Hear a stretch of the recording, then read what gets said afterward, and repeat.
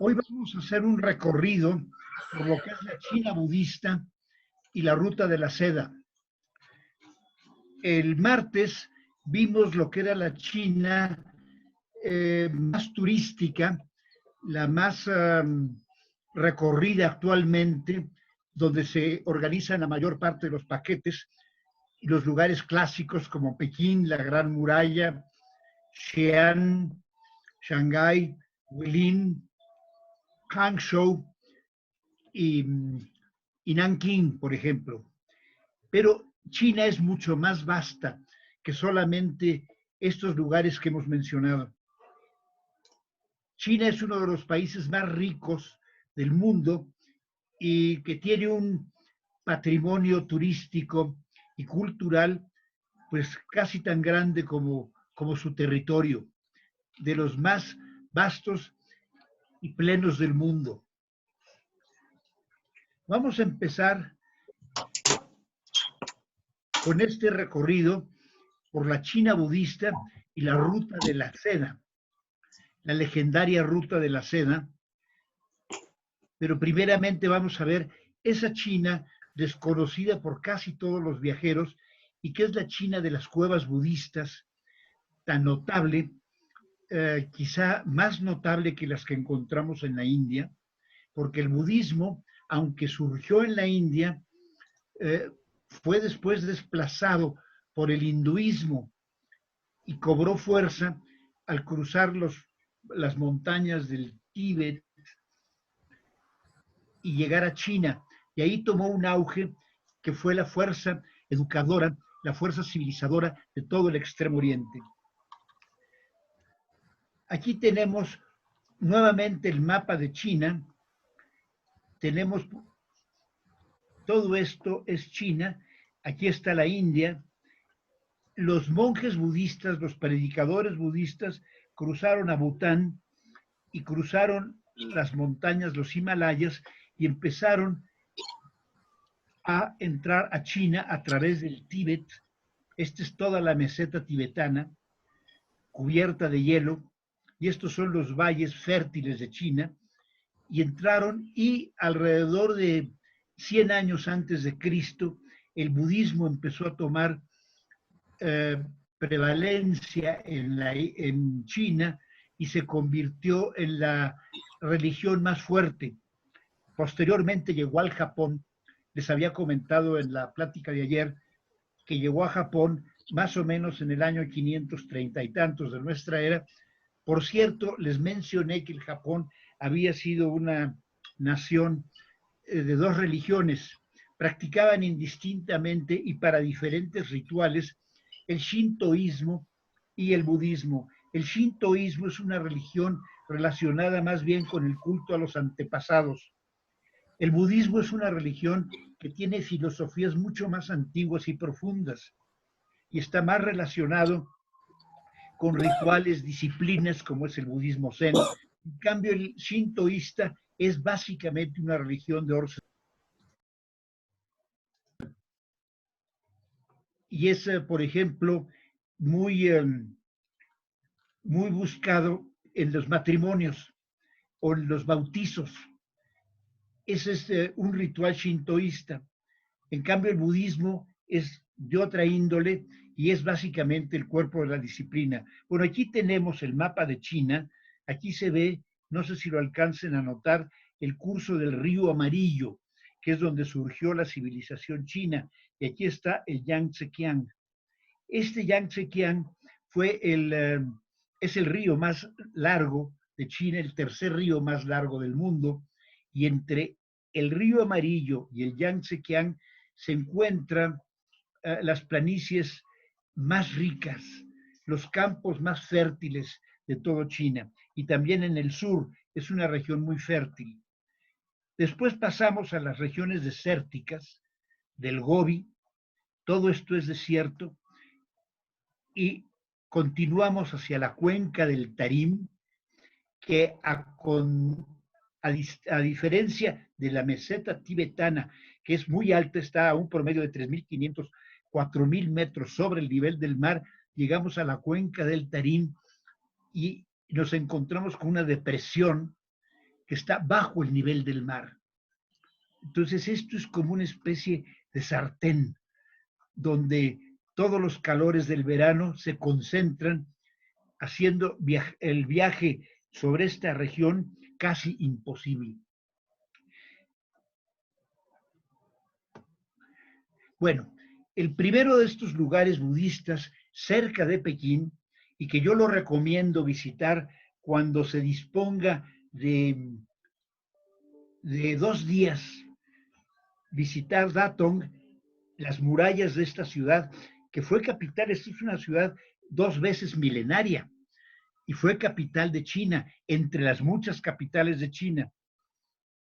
Este es el atractivo, uno de los 2 atractivos principales de Datong, los templos colgantes, que están como suspendidos, pegados a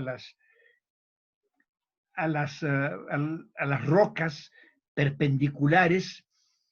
Y bueno, caminar, por ejemplo, por estos barandales, yo lo experimenté y es de verdad vivir un vértigo. Es decir, yo sí siento las alturas a mí me impresionan mucho y me costó mucho trabajo.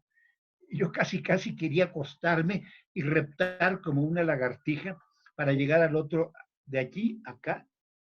Fue una agonía. Hay gente que lo hace sin ningún temor ni nada. Y abajo de las cuevas se encuentran las grutas de Yungang, uno de los conjuntos de grutas budistas más importantes de China. En China hay más de 25 sitios importantes de grutas budistas, con decenas de pequeñas cuevas que son como templos o capillas donde vivían los monjes, y muchos de ellos están custodiados por budas gigantes, como en este caso. Estas son las grutas de Yungang. Aquí tenemos otra vista de estas grutas. Es muy impresionante y yo les recomiendo que las visiten, sobre todo si es un segundo viaje a China. Se puede prescindir de otros lugares y concentrarse en esta China desconocida, la China budista y la China de la Ruta de la Seda, que en muchos sentidos es una experiencia fascinante e inolvidable. Bueno, algo muy importante de China es el Tíbet. Ya vimos dónde estaba la meseta del Tíbet, al sur de todo lo que es la China continental, la China, la Gran China. Al norte del Tíbet están los desiertos, al sur está la meseta del Tíbet. El Tíbet era un destino cerrado, se abrió relativamente hace poco, hace unos 3 décadas, y bueno, esto afortunadamente ha quedado limpio de condominios y de multifamiliares, pero en Lhasa han empezado a construir muchos edificios de habitación modernos. Afortunadamente, repito, no se contrapuntean con esta vista maravillosa del gran palacio del Potala. Este es una visita obligada en Tíbet. Aquí tienen otra vista. Es monumental este palacio. Es uno de los lugares que hay que ver por lo menos una vez en la vida. Así que empiecen a ahorrar, empiecen a que la situación se estabilice y se pueda regresar a China. Esta es la calle de Barcor en la ciudad de Lhasa, que es una calle llena de tienditas de chácharas, que bueno, como siempre les he comentado, es el atractivo más irresistible para los turistas mexicanos, hombres y mujeres, ¿eh? Los hombres generalmente dicen, no, a mí las compras no me importan. A la mera hora son los que más se pierden en estas tiendas, en estas chacharerías, y las de Tíbet son de verdad fascinantes. sobre todo cuando llegamos a las tiendas de tankas, estas pinturas tibetanas, es la verdad irresistible. Vean esto, ¿no? Esto, curiosamente, a la gente, al viajero, le atrae muchas veces más que el Gran Potala. Este es el verdadero Potala del alma para muchos viajeros mexicanos. El segundo monasterio más importante de Tíbet es el monasterio de Cera. Para muchos ortodoxos, este es más importante que bueno, el Potala no es un monasterio, el Potala es un palacio, y este sí es un monasterio. Ya no es un monasterio vivo, se ha convertido en museo. Cerca de Lhasa se encuentra la ciudad de Yangtze, y aquí está el monasterio. Hay que hacer un viaje de un par de horas para llegar a Yangtze. Otro lugar cerca de Yangtze es Shigatse. Y en el trayecto pasamos por el lago de Yamdrok, que es uno de los lagos más bellos del mundo, por ese color azul. Es un azul absoluto, azul cobalto.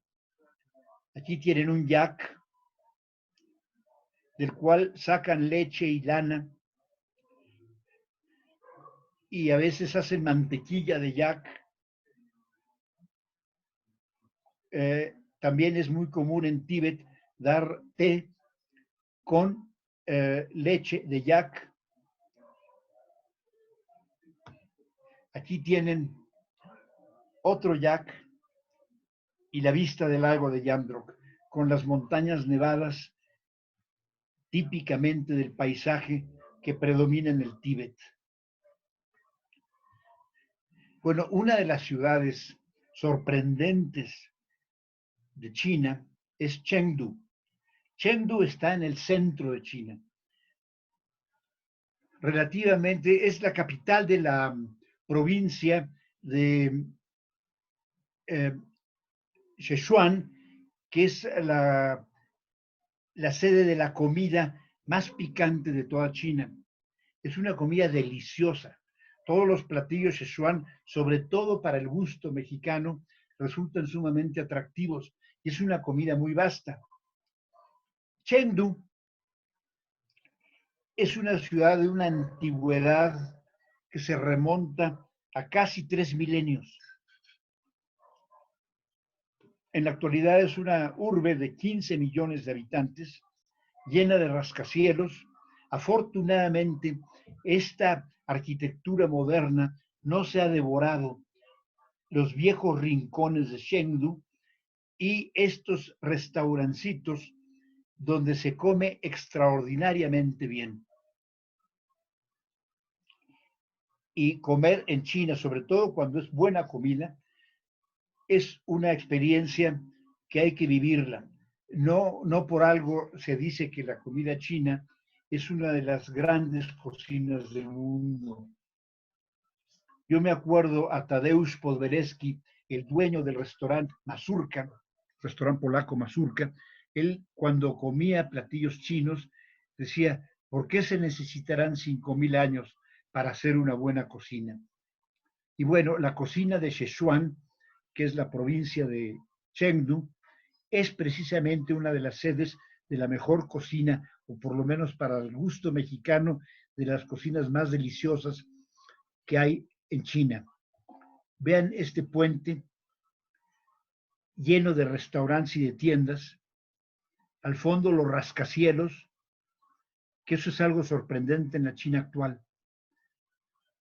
Muchas ciudades están llenas ya de rascacielos. Es algo increíble.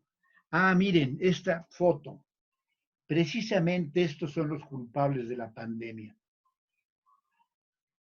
Deberíamos de escribirle una carta al gobierno de China para pedir que los detengan y los encarcelen. Los pandas son los que causaron la pandemia. Aquí están los pandas más jóvenes. Es un parque que es ¿qué les puedo decir? Es como un orfanatorio de pandas, pero no, sus madres viven con ellos. Es como una especie de escuela de pandas.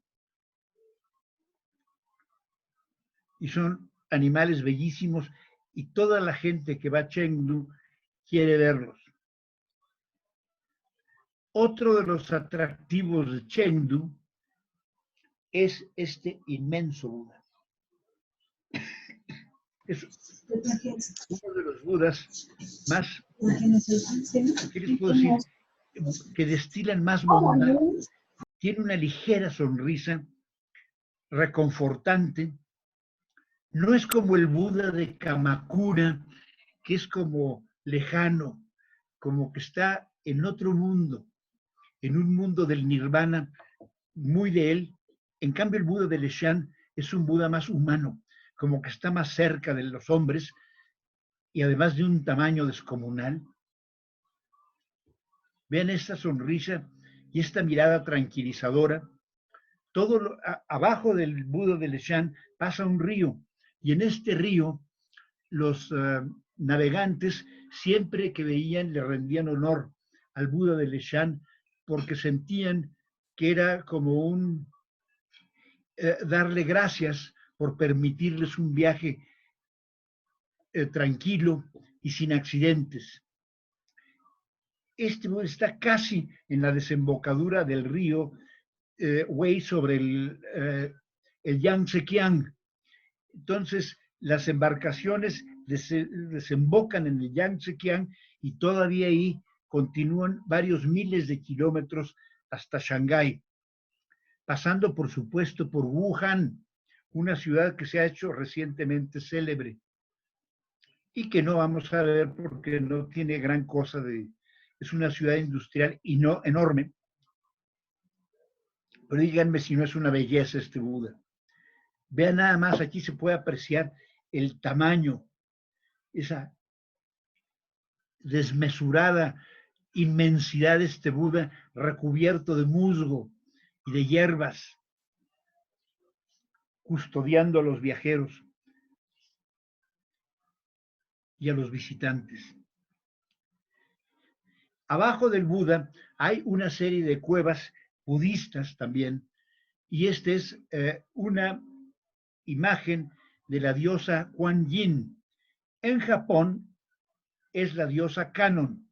En China todavía no adquiere la personalidad femenina y es conocido como Kuan Yin o el Bodhisattva de la misericordia. Los bodhisattvas son budas, son personas, humanos, que han llegado a un nivel de iluminación que pueden ya permitirse desprender su alma de los ciclos de la reencarnación, que ya han alcanzado el nirvana, pero sin embargo permanecen en la tierra para ayudar a los seres no tan privilegiados en su camino hacia la purificación y a la perfección. Afortunadamente hay bodhisattvas que nos ayudan a los que no somos tan elevados en nuestro deambular por el mundo. Bueno, aquí tenemos el Buda de Longmen. Es casi ya al inicio de la ruta de la seda y estos son el conjunto de la cueva de Dasu, digamos, de las últimas cuevas budistas que vamos a visitar en este recorrido que estamos haciendo ahora. Esta es una mezcla de budismo y taoísmo.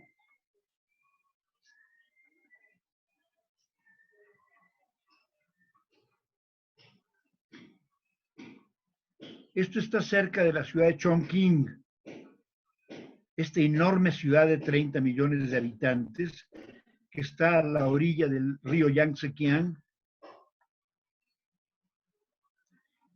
Y esta es quizá la pieza más inquietante, la escultura más desconcertante de todo este conjunto de las cuevas de Dazu, que es el círculo del destino. En 2 ocasiones que lo visité, con una diferencia de un día, porque me gustó tanto que yo quise regresar, tuve 2 explicaciones totalmente distintas. No, yo me esperaba que existiera una explicación universal. No, el guía de la primera visita nos dio, porque íbamos en un grupo, una explicación de cómo se puede leer, y al día siguiente la guía totalmente diferente la interpretación. Y sí nos hizo la salvedad de que tienen que ser gente muy estudiosos, muy avanzados, los que pueden interpretar esta rueda del destino y cómo se puede leer y aplicarla a uno mismo. Tiene algo de magia, de esoterismo intenso, y es sumamente bella. Independientemente del mensaje esotérico que emane, simplemente como escultura es totalmente diferente y exótica. De Dazu salimos a Longmen y casi puede decirse que aquí ya podemos emprender la ruta de la seda, no desde la primera ciudad donde salía la ruta de la seda es la ciudad de Xi'an. En aquel tiempo se llamaba Shangan y era la capital de China en aquel tiempo. Estamos hablando del siglo I antes de Cristo. Y finalmente llegamos a lo que es la ruta de la seda. Esta ruta de la seda es precisamente la ruta que va de China hasta Europa, hasta Constantinopla o Damasco, que eran las ciudades donde llegaba al final estas caravanas, y vendían la seda. Sus mejores clientes eran los romanos.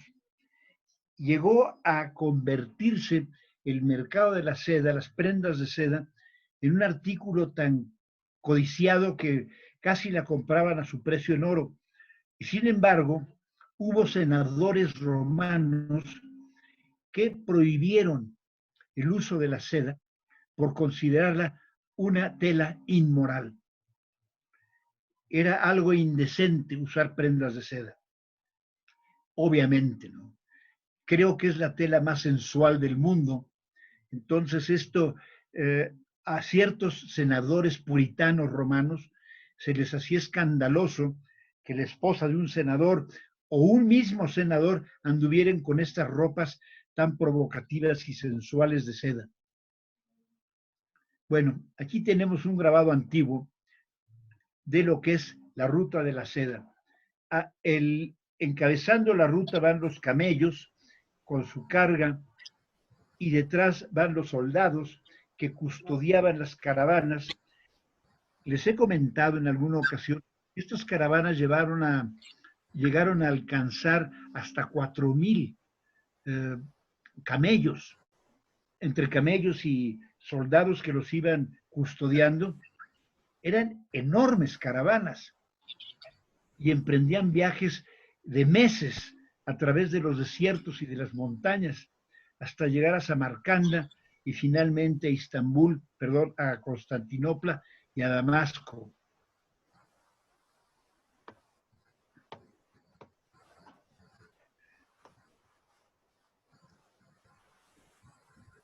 Aquí tenemos un mapa más o menos de lo que es la ruta de la seda, una de las rutas, porque hay varias, incluso hay una ruta de la seda por mar. En la actualidad, China ha tomado una iniciativa desde hace unos 5 años en crear la nueva ruta de la seda, que es un corredor industrial y comercial que va desde Pekín hasta Europa. Pretende llegar hasta Alemania y París y también utilizar rutas marítimas, y en este proyecto ya se han unido decenas de países, casi todos los países europeos, algunos países de América, lo cual a Estados Unidos le ha caído pésimo porque sienten que es la forma de apropiarse de todos los mercados de Europa, quizá del mundo, que es una iniciativa china. Pero en fin, la antigua ruta de la seda salía de esta ciudad, Chang'an, que era donde estaban los principales comerciantes de seda que la traían de diferentes lugares, de Suzhou, de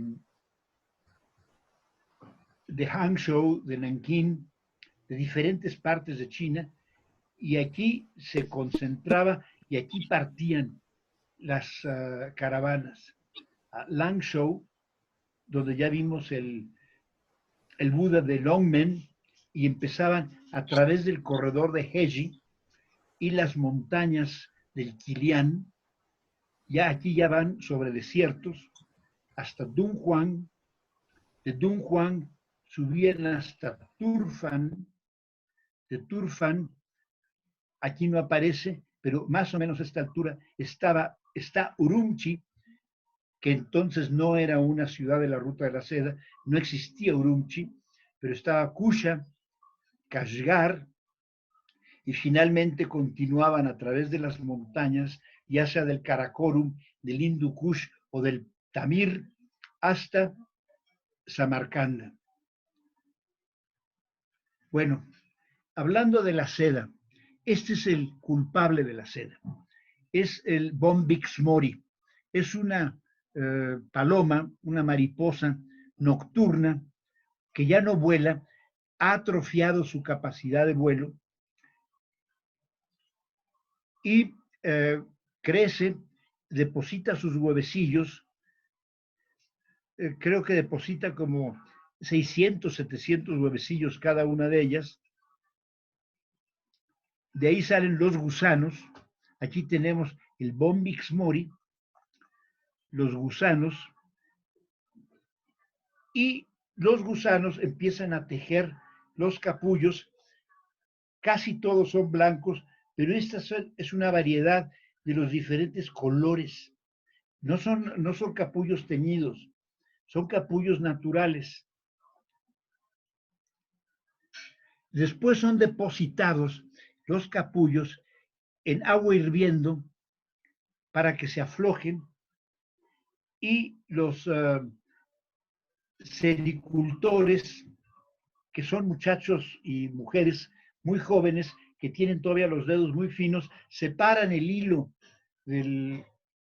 Bueno, primero le quitan lo que es la seda burda del exterior, que es la seda cruda, que en la India se utiliza mucho para hacer tejidos altamente texturados, y después desprenden un hilo y lo van quitando junto con otros 6 y lo van enroscando para hacer un hilo de seda que es de 6 hebras de la seda producida por el gusano. No sé si me estoy dando a entender.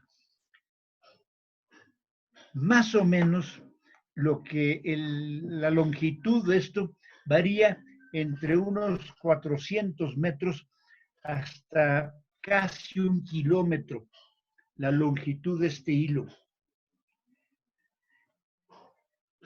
Después se tiñe, se teje y se hacen las prendas pues, más finas. Aquí tenemos un grabado de unas mujeres tejiendo la seda hasta producir estos textiles extraordinarios que todavía en nuestro tiempo siguen siendo uno de la tela quizá más fina y más cotizada, más buscada por los grandes modistas. Se ha descubierto además, bueno, la seda tiene una propiedad de una resistencia superior a muchas fibras sintéticas y únicamente superada en la naturaleza por la seda de ciertas arañas, que todavía no se puede domesticar su uso. para hacer tejidos o hacer hilos. Camino a occidente, hacia el oeste, en esta ruta de la seda, se puede pasar por las montañas del arco iris. Estas montañas que están al final de la provincia de Gansu y que tienen esta coloración natural. Hay otras en Perú, hay otras en Argentina, pero creo, si yo no conozco ni las de Perú ni de Argentina, pero parece ser que estas son las más imponentes de todas, porque por la vastedad y el tamaño y el área que cubren.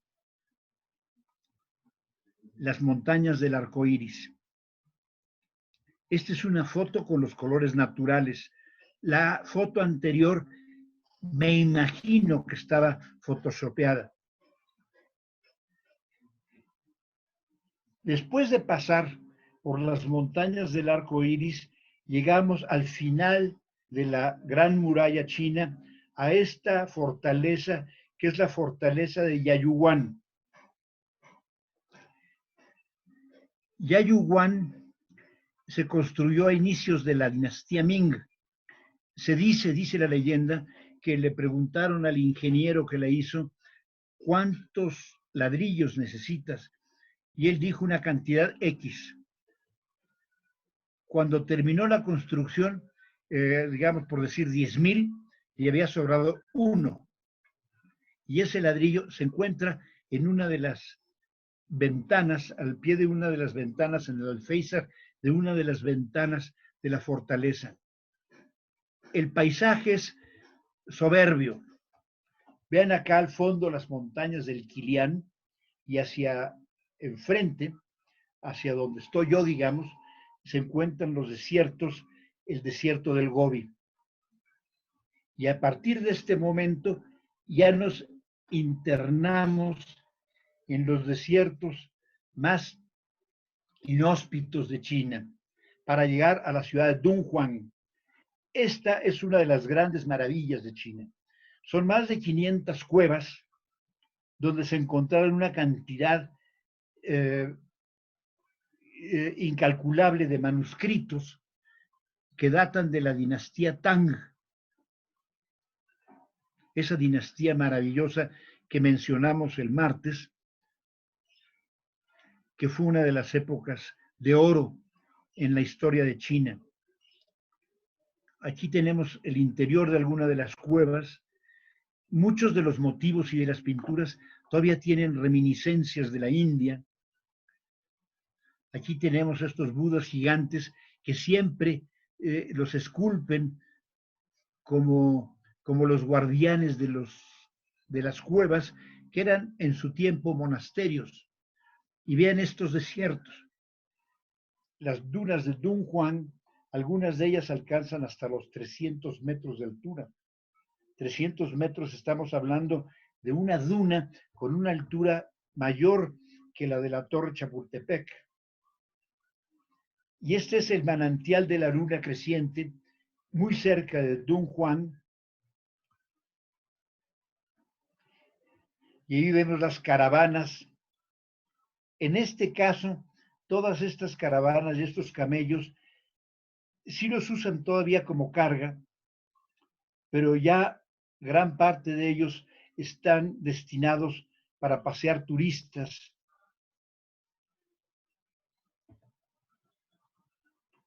Saliendo de Dunhuang, nos vamos, puede ser por carretera, puede ser por tren, y ya actualmente hay avión también, a Bezeklik, no, a Turfan. Muy cerca de Turfan se encuentran esta ciudad perdida de Bezeklik, donde también hay cuevas budistas, y llegamos a la ciudad de Turfan. Turfan es el corazón de este desierto del Taklamakan y es uno de los lugares más calurosos del mundo. Yo estuve ahí en el mes de julio. De verdad era a veces enloquecedor el calor. Un calor, afortunadamente, un calor seco, porque creo a veces la temperatura llegaba a 50 grados, Y bueno, Turfán es una ciudad que no es precisamente una ciudad bella, pero es sumamente pintoresca. Por ejemplo, estos mercados donde venden frutas secas de las más ricas del mundo, pasas, por ejemplo.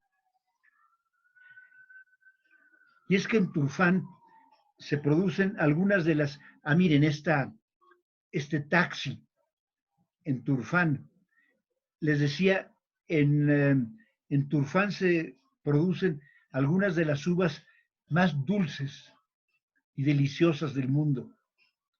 Hay calzadas, hay eh, caminos dentro de la ciudad que están cubiertas con unas como pérgolas donde cuelgan estos racimos de uvas y dejan que crezcan ahí para proteger del sol, que puede a veces llegar a ser infernal, ¿verdad? Y producir cierta sombra que permita a la gente vivir en esas calles de la ciudad. Miren, aquí tienen un ejemplo.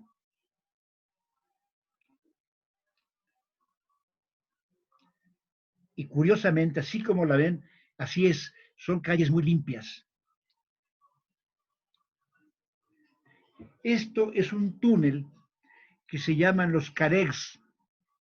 La ciudad de Turfán está recorrida en su subsuelo por kilómetros de estos túneles que en su fondo llevan agua, agua que proviene de manantiales subterráneos y que eso sirve para refrescar la ciudad y para dar agua a muchas casas.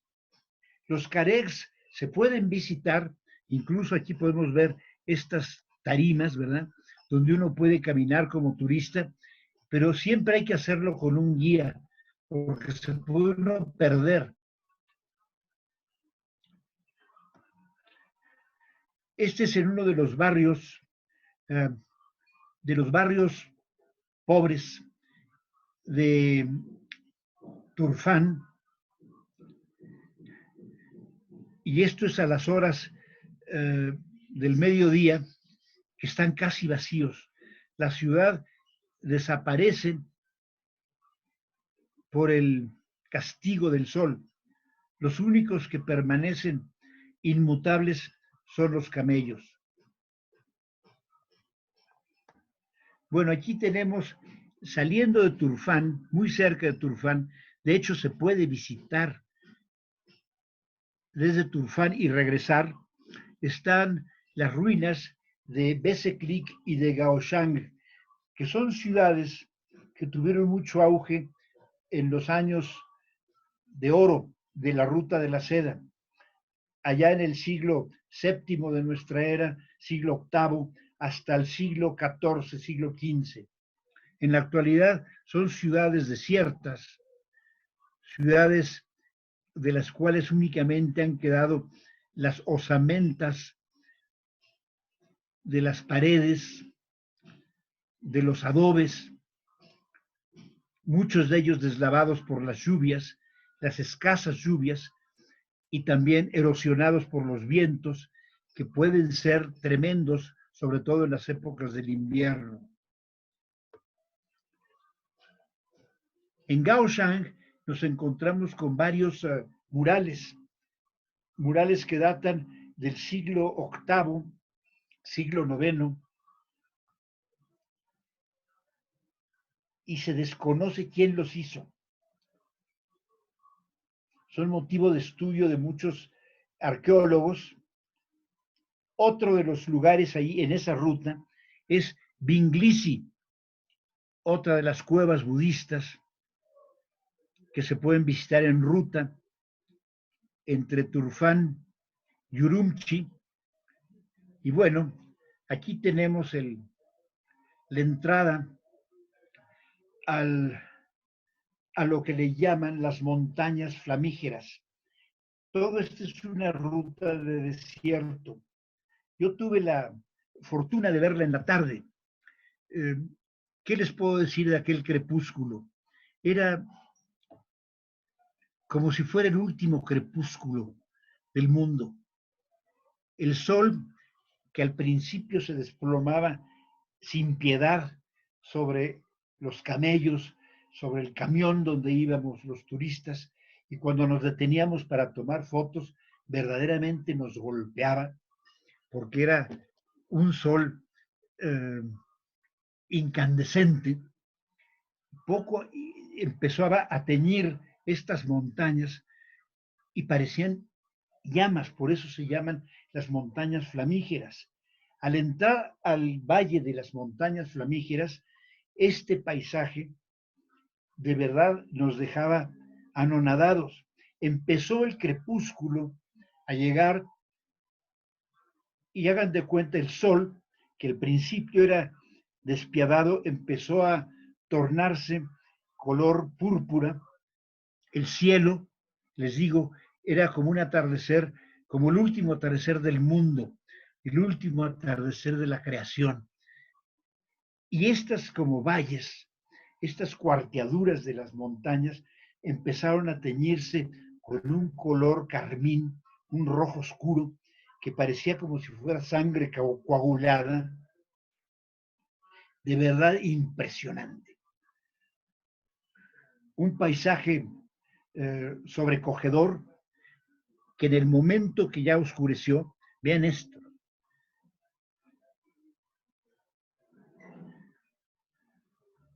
Y lo increíble es esto, que viendo estas montañas, quería uno devorarlas con la cámara. Nos deteníamos en el camión y el peso del sol era tan, les digo, despiadado, que la gente tomaba una foto y salían corriendo para regresar al aire acondicionado del autobús. Y los únicos que parecen inmutables ante este clima son los camellos. Esto me recordó un poema de Bai Chuji, que decía, dejando mi tierra natal, lejos de mis parientes, desterrado en un extraño sitio, me asombra que mi corazón no tenga angustia o dolor. Cuando consulto a Swansea, me encuentro a mí mismo. De seguro mi hogar está allí, en esta tierra de nadie. Era esa sensación de estar entrando en una tierra de nadie, en una tierra donde, curiosamente, podía uno hacer frente a uno mismo. Finalmente llegamos a Urumqi, una ciudad también muy calurosa, pero que tiene la ventaja de estar rodeada de montañas. Una de ellas es este valle al norte que es el valle de Quilin, con sus montañas, sus copos, sus crestas nevadas, no en el verano, pero esto es mucho más fresco y más agradable. Parece mentira, esta foto, me han preguntado, no es de Francia, no, es cerca de Urumqi, en el valle de Quili, estos campos de lavanda. Y también en el valle de Quili nos encontramos con estos valles muy fértiles donde crecen duraznos, y estos son los duraznos en flor. Debo de comentar que estos duraznos de Quili son entre los más dulces, entre los más ricos que he probado en el mundo, junto con los de Pakistán. Salimos de Urumqi en avión, por supuesto, y nos vamos a la ciudad de Kashgar. Kashgar es ya una ciudad musulmana. Es la capital. Bueno, Urumqi y Turfán también ya son ciudades de los uigures. El pueblo uigur que tiene una lengua totalmente distinta al chino Han, o al mandarín, o al cantonés. Es una lengua más bien de origen turco, y este es el mausoleo de Ibrahim Kash, que es uno de los santos más importantes de Kashgar. Kashgar lo que tiene, y hay que visitarlo, si es posible, en un domingo para ver el bazar. El bazar se divide en dos partes. El bazar de ropa, de comida, y el bazar de animales, que es uno de los bazares más grandes del mundo. Ahí vamos a ver centenares de camellos, unos borregos muy peculiares, eh, muy lanudos, cabras, vacas, de todo tipo de animales que los están vendiendo. Pero el más interesante es precisamente el bazar de artículos y de comida. Hay todo tipo de mercancías, hay tiendas de instrumentos musicales. Algunos de estos instrumentos, yo he visto gente que los compra, clientes míos que los han comprado simplemente por colgarlos en una pared. Las especias, aquí la variedad de especias es ligeramente diferente a la que encontramos en Turfan. Y les comento, Kashgar era la última parada de las caravanas, la última parada importante de las caravanas que venían desde Shangan. Ya habían pasado semanas de trayecto, llegaban a Kashgar sedientos de vino, sedientos de lujuria, sedientos de expansión, después de haber soportado aquellos calores tremendos de los desiertos o aquellas carencias, aquella vida tan cruel del desierto, y llegaban a Kashgar y aquí se soltaban el pelo. Kashgar era famosa por sus sabios, la cantidad de religiones que había nestorianos, budistas, eh, sectas musulmanas, eh, taoístas, de todo, hombres sabios que adivinaban el futuro. Era un mercado fascinante y de acuerdo a lo que dicen los escritos de aquella época, era el bazar más grande del mundo. Ahí llegaban, se dedicaban unos días a la expansión para proseguir el camino hacia Samarcanda. Les pongo esta foto para que vean las chicas uigures. Son muy diferentes a las chinas. Y este instrumento que está aquí es el kushar. Es un instrumento típicamente uigur. Salimos de Kashgar y las caravanas continuaban hasta Tashkurgan. Aquí estamos ya en Tashkurgan, frente al paso de Kunjerab y otros pasos que iban hacia lo que actualmente es Kazajstán o el Tayikistán, o bien de aquí tomaban para cruzar el Karakorum e internarse en las montañas, quizá las más inhóspitas del mundo. Aquí, en medio de esta soledad y grandeza, las caravanas reemprendían su ruta para aguantar otras semanas en condiciones terribles en busca de la ciudad dorada de Samarcanda. Estos son las montañas del Pamir y este es el Karakorum. Imagínense la empresa que era lanzarse a estas montañas, muchas veces sin saber si regresarían, porque el clima de estas montañas es muchísimo más violento y más cruel que el del desierto. Pues les agradezco mucho su atención. Nos vemos el martes para iniciar Indochina. y me despido de ustedes.